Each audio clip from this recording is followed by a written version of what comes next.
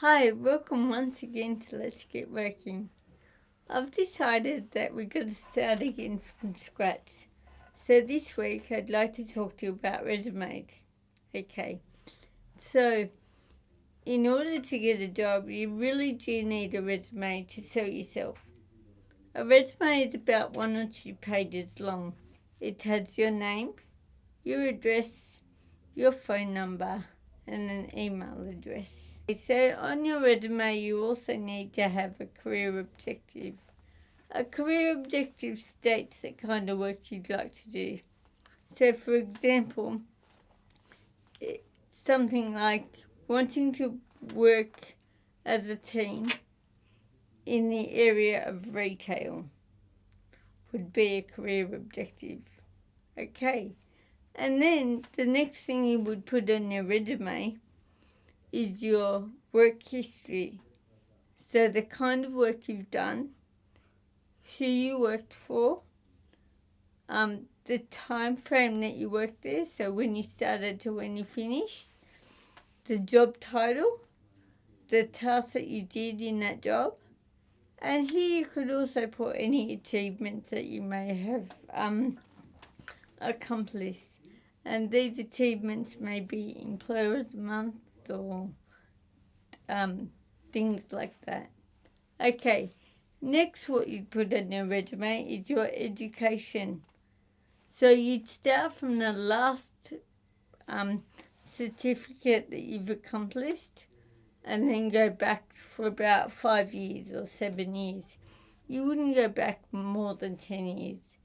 So in that education, you'd put certificates that you may have done at university or TAFE.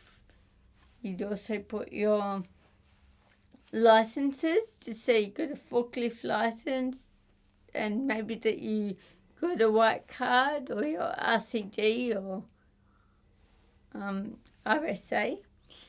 And in that, you'd only want to put the education in on your resume that's relevant to the job that you're going for.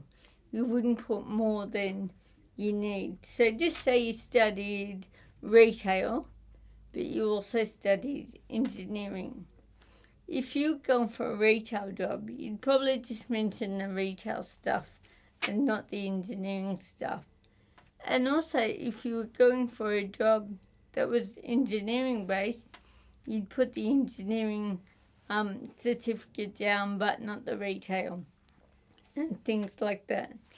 Okay, so also what you'd put on your resume is perhaps affiliations. So some affiliations may be that you're in the engineering club or membership association that they may have, and other things like that. Okay, the next thing you would put down would be your references. So a good reference would be a past manager that you've had that managed you in the workplace. If you've never worked before, another referee that you may have may be a family friend or even a school teacher that you had. And lastly, you'd put like a family member, but that is the last resort and I wouldn't recommend that.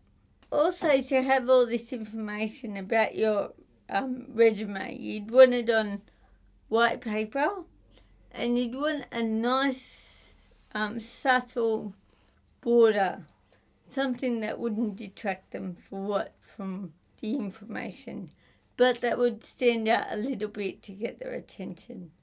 Okay, and also just play around with the information. Maybe you have 1 or 2 or 3 different resumes that would fit for different jobs, because not every resume is going to fit the same job.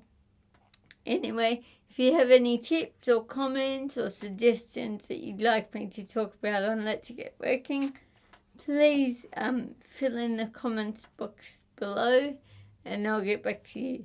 That's all for now. Bye.